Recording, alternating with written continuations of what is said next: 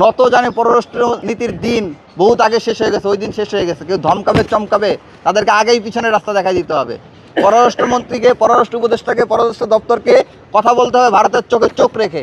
আমরা দেশবাসীকে আহ্বান জানাচ্ছি এবং পাশাপাশি আমরাও সমন্বয় করে আওয়ামী লীগের নৈরাজ্য প্রশাসনের বিতর্কিত ভূমিকার প্রতিবাদে 13 নভেম্বর দেশের গুরুত্বপূর্ণ স্থানগুলোতে, যেসব স্থানগুলোতে তারা বের হইতে পারে এরকম বলে আশঙ্কা আছে, সে সকল গুরুত্বপূর্ণ স্থানগুলোতে সবাই অবস্থান গ্রহণ করবে এবং পূর্ণ প্রস্তুতি নিয়ে অবস্থান গ্রহণ করবে। কারণ এদের প্রত্যেকের হাতে, আপনারা জানেন যে অস্ত্রগুলো লুট হয়েছে, অস্ত্রগুলো প্রত্যেকের হাতে আছে, এখনও গ্রেনেডগুলো এখনও তাদের কাছে আছে। তারা ককটেল ফাটায়, গ্রেনেড ফাটায়, এগুলো পায় কই তারা গত 15-16 বছর ধরে যেগুলো রাষ্ট্রীয় জায়গা থেকে মজুত করছে সেগুলো আছে।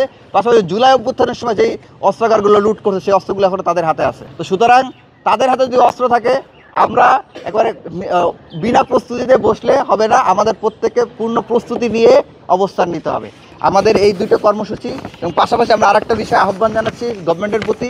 আমরা দেখেছি এবং সংবাদ মারফতে আমরা জেনেছি যে পঞ্চগড়, কুড়িগ্রাম সহ প্রায় 3টে জায়গায় বাংলাদেশের সীমান্তের খুব কাছাকাছি স্থানে তারা সেনা ক্যান্টনমেন্ট, সেনা ঘাঁটি এবং স্টেশন তৈরির উদ্যোগ নিয়েছে এবং কোনো কোনো জায়গায় আন্তর্জাতিক যে মানে নীতি, সেই নিয়ম নীতি লঙ্ঘন করে 1 কিলোমিটারের মধ্যে সেনা ঘাঁটি ও সেনা স্টেশন তৈরি করতেছে। তো সেই ক্ষেত্রে আমরা বাংলাদেশ গভর্নমেন্টের প্রতি আহ্বান জানাবো, নত জানে পররাষ্ট্র নীতির দিন বহুত আগে শেষ হয়ে গেছে, ওই দিন শেষ হয়ে গেছে। কেউ ধমকাবে চমকাবে তাদেরকে আগেই পিছনে রাস্তা দেখাই দিতে হবে।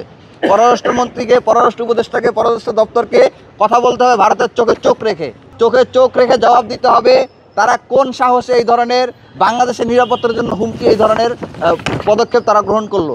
এই বিষয়ে বাংলাদেশ সরকারকে তার অবস্থান স্পষ্ট করতে হবে, পাশাপাশি ভারতকে প্রেশার ক্রিয়েট করতে হবে। আর সর্বশেষ হচ্ছে বাংলাদেশের নিরাপত্তা ব্যবস্থা করার ক্ষেত্রে, ডিফেন্স সিস্টেম বৃদ্ধি করার ক্ষেত্রে, শক্তিশালী করার ক্ষেত্রে পদক্ষেপ গ্রহণ করতে এবং এই সকল স্থানগুলোতে বাংলাদেশের সীমান্তবর্তী স্থানে বাংলাদেশকেও তাদের সেনা ঘাঁটি এবং সেনা ক্যাম্পগুলো আরও শক্তিশালী করতে হবে।